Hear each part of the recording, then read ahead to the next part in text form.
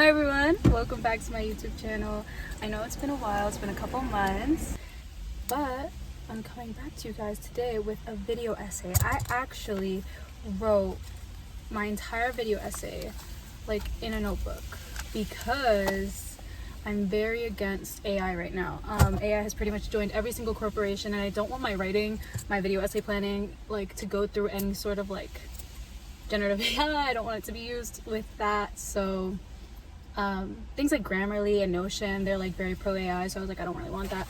I even went so far as to print out my sources, my little peer-reviewed, they're all printed out. Yeah, because I'm so sorry, I don't really appreciate people using my work in order to generate their own. So background change, sorry about that.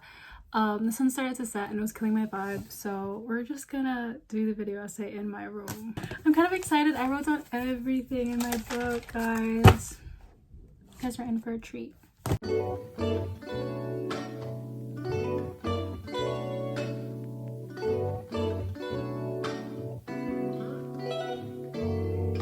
I'm gonna list off a couple of titles for you guys, and you guys are gonna let me know if they ring a bell or not.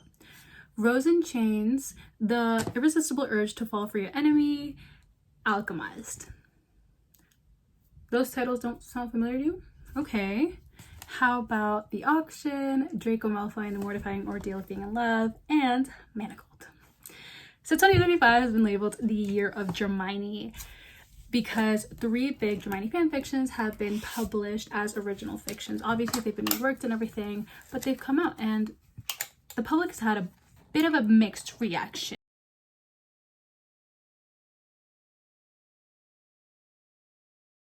There are some that are incredibly happy for these authors to get the recognition and pay that they deserve for their art, which is ultimately the dream for a lot of artists, to kind of be able to do what they love and get paid for the work. That way they don't have to sacrifice it in order to survive in this capitalist economy. On the other hand, there were some people that were very, very against it, either because they hate Dramione, hate J.K. Rowling, justifiably so, she's a little weird, or because they're simply against the act of filing off the serial numbers for fan fiction in order for it to get published. I wanted to take a closer look at this phenomenon. So for this video essay, we're going to be taking a deep dive on how fan fiction goes from being a passion project to published, controversial ships like Dramione and Zutara, and the ethics of dead dove fan fiction, reworking fan fictions. Filing off the serial numbers, pulling to publish, defanning, and reworking are all terms used to describe the process of removing or sufficiently altering all recognizable elements of the original source material in order for fan fiction to be published as original fiction. This has happened a lot before. Books like 50 Shades of Grey, The Mortal Instruments, The Love Hypothesis, and After are all older books that have had their start in fan fiction. 50 Shades of Grey was a Twilight fan fiction. The Love Hypothesis was a Star Wars fan fiction. After was a One Direction X Reader fan fiction. I think specifically Harry Styles, if I'm not mistaken. And The Mortal Instruments was actually a Harry Potter fan fiction. It was specifically Drarry, Drenny, Dramione, and whatever the fan fiction is between, whatever the ship name is between Harry and Hermione. These authors faced no litigation issues because of supposed IP overreach, because these works, when they actually came out, were so inherently different that there was really no case for it. While I was researching for this video essay, I came across this article by Danielle Banks on Substack titled, "Should Stephenie Meyer Have Sued E.L. James When She Had the Chance?" In this article, she brings up this idea that Meyer could have and should have launched a lawsuit against 50 Shades of Grey. And if she had done so, it would have gone down as a hugely important and influential copyright law case.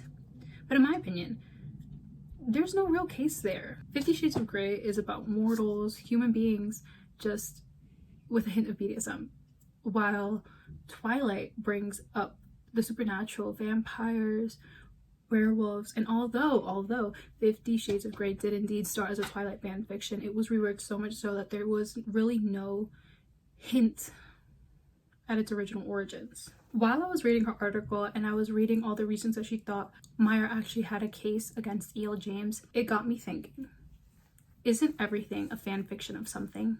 Johannes Franzen writes in her Substack article titled "Who is Allowed to Earn Money from Literature?" originally written in German. I did use Google Translate for that one. Questions about literary authorship. She brings up questions like who owns the work, who owns the subject matter, who is allowed to write it, and who is allowed to make money from it. When we were younger, I think elementary school or so, we learned about the hero's journey.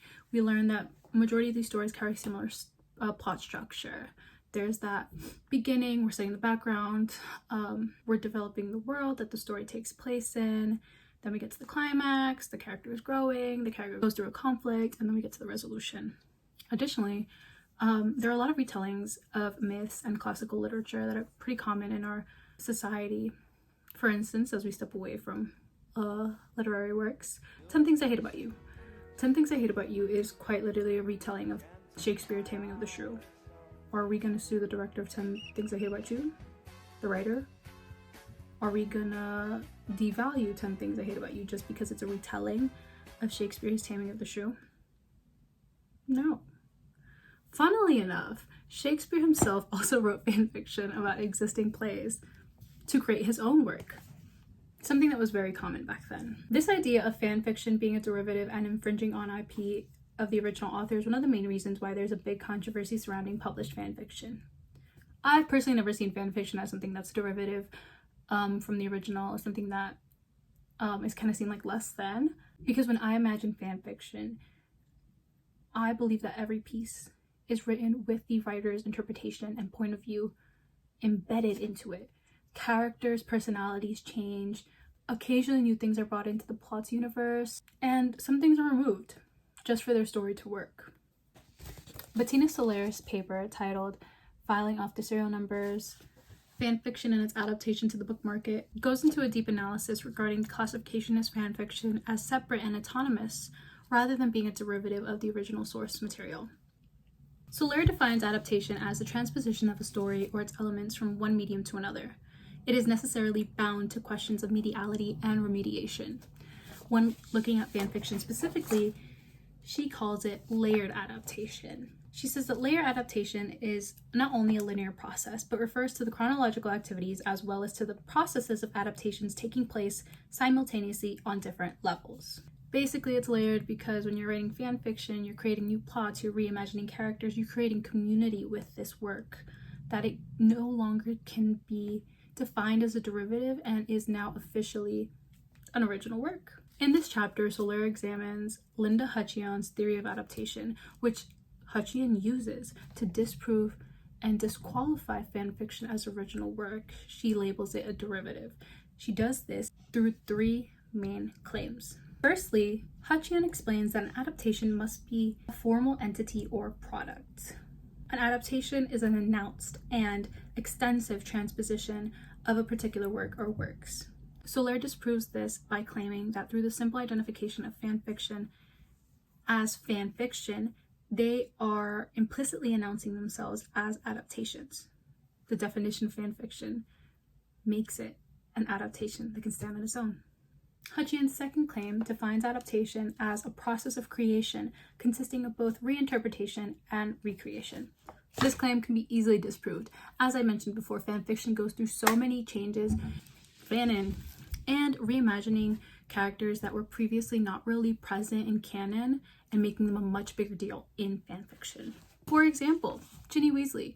Ginny Weasley goes from being not even in the top 10 mentioned characters in canon to ranking number 8 in fanfiction. She goes from being a side character to one of the most popular characters when the community is writing fanfiction. Lastly, Hutchion's claim defines adaptation by the mode of reading or the process of reception. She specifically states that we experience adaptations as palimpsests through our memory of other works that resonate through repetition with variation.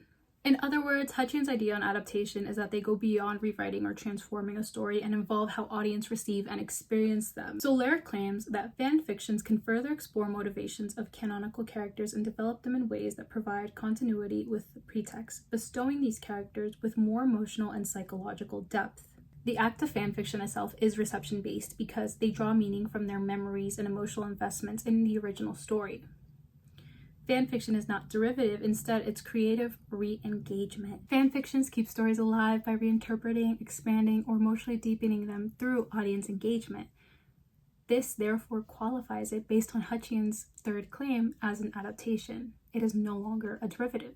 Although this is a clear explanation of why I believe fanfiction can be considered real literature, there are still some other valid claims out there that I think should be mentioned when we discuss this whole idea of fanfiction being reworked into original fiction for publication. Soler herself brings up a very, very good point regarding fanfiction writers and publishing houses. She says that they exploit the free editing and beta reading labor offered by the fan community. This was something I never even thought of, and if we're going to be really logistical about this, she has a point. If you have written or read any fan fiction, you know that of the existence of beta readers. These are people who read through your work, read for typos, try to help you with the editing process. This is all unpaid labor in the name of love for the community, characters, and stories that you're writing. But once you are publishing this work, you are now abusing the unpaid labor of these beta readers. I never thought about that. I never even considered that. But that is so, like, unless you have found a way to, one, write the story completely on your own, you did not rely on a single external editor, because your beta reader, that's an editor. You have an editor. If you did not include that process at all, you're good. That's still your work and everything. But if you did, and then you just add on or rework what you've done, you are still taking advantage of the work that the beta reader did, and you're making a profit from it. It no longer becomes something that you're doing as a hobby or for fun. You have made a profit for it on someone's unpaid labor. That is a very, very good point, and that's honestly my favorite point against fan fiction being published as original fiction. That's a very good point. I was so gobsmacked when I found that out. When I read what she said, I was like, wow, this is such a good point. And I don't see a lot of people mention that. Additionally, some people say that publishing houses have latched onto this idea of fan fiction being reworked into original fiction because it makes their jobs easier. They are going to authors who already have such a solid fan base and exploiting that to make money. They have less of a reason to find new authors because it's easier to support someone who already has an established fan base supporting community. Danielle Binks from the earlier aforementioned Substack post says that this resurgence of Dramione fanfiction specifically is a little problematic because it reignites interest in Harry Potter. J.K. Rowling is known as a very transphobic person, and she uses her profit to actively work against the rights of the trans community, and so many people are against her, rightfully so, you know. But they're saying that this resurgence is basically acting as J.K. Rowling PR. It's promoting more projects like the HBO reboot of Harry Potter that will ultimately give J.K. Rowling more money, which she will use to act against the rights of trans people, which is again another very valid point. I didn't even think about that. Like, this is her PR, and that's sick. All in all, I'm gonna leave you to make your own opinion on reworking and publishing fan fiction, but I don't see this as going away anytime soon. Even as fan fiction carves its place in the literary world, it's impossible to ignore divisive points in fandom. Controversial ships like Dramione and Zutara don't just spark heated debates, they reveal how readers actively wrestle with characters, storylines, and what counts as acceptable interpretation. Controversial ships. So Dramione and Zutara have always received a lot of hate. Dramione received some hate because of the whole victim-bigot relationship that is being created, and Zutara has received a lot of hate because it's a colonizer and colonized relationship. Draco's bigoted nature is very much canon, but Zuko's behavior and perspective towards the world changes. He's actually given a redemption arc towards the end of the Avatar series, but there's still a debate regarding whether it's okay to even ship these two people together. And not gonna lie, they have pretty valid points, but I think I identified two possible reasons for why these ships are so popular and why they receive so much support from people in fandom. For this first reason, I wanted to look at this from a more psychological angle. Sanjana argues that there is a desire to have a proximity to power because of the security that can be gained from said power. Additionally, this transformation that we see from the typical bad characters like Draco and Zuko is something that may appeal to us because it offers a mirror. We are able to see how people undergo transformation and growth and how they are able to have a happily ever after, even if they're portrayed as these horrible, powerful characters. They have the capacity to grow and transform themselves, something that can appeal to us a lot. And Sanjana still acknowledges that some may feel uncomfortable because they see these portrayals in fan fiction as imbuing figures with false consciousness, manufacturing humanity. But I don't see it that way. This leads me to my second reason. My second reason is that fanfiction in itself is a reimagining. It undergoes such a big change, and fan communities are known for recreating the narrative. Storytelling is fluid in these spaces. We reimagine characters, location, plots, everything. And if we use this perspective to understand why there's an interest in problematic characters, I think it makes a lot more sense, because we are not in favor of Draco from the book, Draco from canon, because Draco from canon is not the vibe. But fanfic writers have changed Draco and given him the redemption arc that he did not get in canon. So much so that I believe has brought this positive attention and this love for the pairing, because it no longer relies on that canon perspective and instead twists it to a more palatable version of him. For instance, Sophie Strand writes in her Substack article titled "Meet Draco, the New Mr. Darcy," an ode to Dramione. Strand sees themselves as Hermione and admits that the canon did leave much to be desired in two ways. One, obviously, Draco is not the best of people in canon. He's very, very evil, outright mean, outright bigoted. But additionally, with Ron, Strand believes that Hermione's pairing with Ron, was unequal because they did not match each other on intellectual levels. They weren't the best of people for each other. Strand states, Draco being a match for Hermione is not entirely fanciful. While entitled and priggish, he is in fact one of the only Hogwarts students who regularly excels in both school and athletics. Draco, in his newly imagined role as romantic protagonist, is a new version of Benedict and Mr. Darcy. Strand understands that Draco from fanfiction is a reimagined character and is no longer the same from the Draco in the books.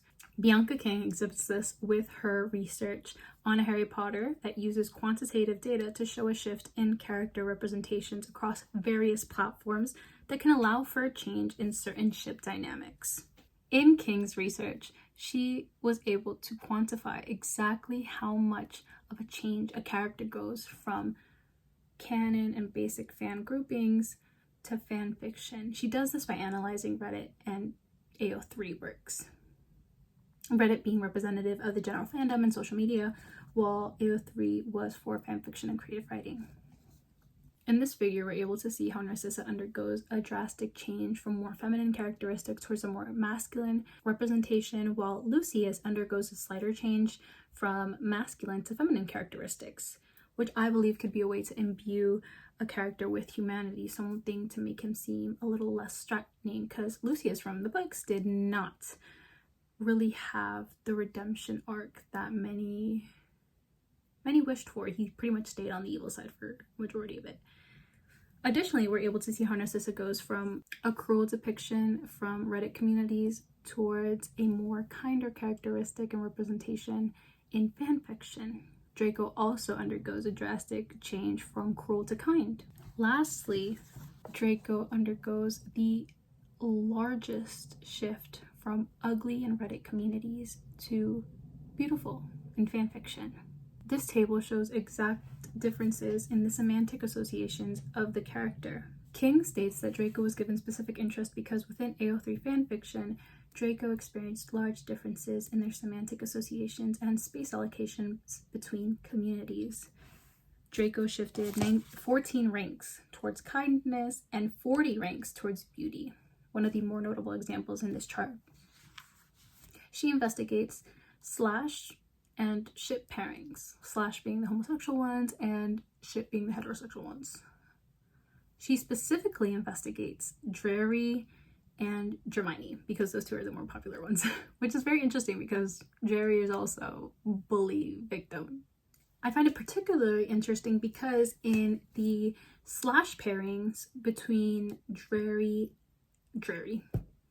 between Draco and Harry, Draco undergoes a different change in semantic association. He leans more towards weakness and he's made smaller, basically.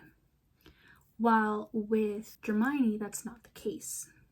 He actually becomes a little less submissive, takes on more of a leadership role, which I don't know if it's indicative of a shift towards being palatable to general audiences or if it's just a way to enforce traditional gendered roles. When you have a homosexual pairing, one has to be the one who's more dominant and the other one has to be the one who's submissive. But in typical heterosexual with Draco and Hermione, the man takes that more leadership role than the woman. So that might be something to investigate a little later. Anyways, as you can see, fandom created in these communities create a new character dynamic that is no longer bullied, bigot, victim. These writers have taken great liberty in rewriting their characters in such a way that their dynamic is no longer repulsive. These pairings with their new tolerable dynamic allows for growth, reform, and transformation because of love that happened to them. It allows their pairings to be tied up in a nice, pretty little bow. But you may be asking, why am I defending these ships in the first place? Should creative writing follow certain moral or ethical guidelines? And if so, who is allowed to set those guidelines? We're going to talk about the ethics of dead dove and censorship in the fan fiction community. Dead dove do not eat originally started as a tag to kind of bring your attention towards the other tags in that fic. It was something to be like, hey, warning, make sure you're reading everything carefully. But it has now transformed into a tag that has become synonymous with darker tags. I personally don't like dead dove fics, and I really do my best to avoid them. I never read Manacled or The Auction completely because of it. For Manacled, I think I got towards the end of part 1 where Astoria, spoiler alert, Astoria used her wand to and damaged Hermione's eye. I think that's where I had to call it quits. Well, for The Auction, I didn't make it past a couple of chapters, I don't think. I think I stopped after the whole forced sterilization part. I actually have Manacled download on my phone. I have the PDF version. And while I was researching for this, I was looking to see why I read Manacled in the first place. I know that it was pretty hyped up on TikTok and everything like that, but I know to avoid dead dove fics. I don't really like them too often. So I was looking at the Manacled tags and I realized it was never tagged with dead dove. It just had the other tags, like explaining what was going on with in the fic and everything like that. But I feel like if it had that dead dove tag, I wouldn't have even touched it. I feel like it did deserve that dead dove tag. I'm not even gonna lie. Like, it's kind of dark. Both Manacled and The Auction cover triggering topics, and it made me pretty uncomfortable to read. But that alone doesn't mean that I'm allowed to tell others you can't read it because I don't like it. Just because I'm uncomfortable with it doesn't mean that I have to tell others they're not allowed to write it. Agnieszka Urbanczyk writes in her article, Finding a Dead Dove in the Refrigerator, the anti-shippers call for exclusion of sensitive content as a means of establishing position in the field of fan production. It gives a great history regarding the creation of AO3 and fan fiction as a subject of censorship. Fandom as we know it has always existed as a subculture to mainstream fans where marginalized populations found community. Agnieszka states that medium fandom stems from a group of American women who liked the TV series Star Trek, but being women were unwelcome at science fiction conventions in the 1960s and 70s. They were excluded from the existing fandom, and so they formed a new one, circulating their own self-published novels and fanzines full of poetry, art, and short stories. And even back then, Other signs started being dedicated to descriptions of violence, torture, and suffering, something similar to like the hurt comfort subgenre that we see now. Agnieszka's article goes through a big history of fandom and fanfiction. She explains how we go from zines and mailing lists in the 70s to fanfiction.net and LiveJournal in the 90s to now AO3. Both zines, along with fanfiction.net, suffered because of censorship. They experienced censorship, though, in two different manners. For the zines, the creators of the mailing lists decided which stories would be sent out. So that was excluding some stories. It was a form of censorship that controlled the production by deciding what is included and what is not. While fanfiction.net saw censorship through a different lens. Fanfiction.net allowed everyone to publish whatever they wanted, but they were limited by the terms of service, the advertisers' interests, and laws of national corporations who buy the domain. For instance, when LiveJournal was bought by a Russian corporation in 2007, the administrators started removing stories, pieces of fan art, and entire communities without notice, as to exclude from the platform anything that did not conform to Russian law, along communities dedicated to dealing with trauma of child sexual abuse, queer communities, and thousands of fan works featuring queer relationships disappeared overnight, decreed demoralizing. After this happened, AO3 was created. AO3 is different because it's run by volunteers, doesn't advertise, and the funding comes from donations that readers themselves give.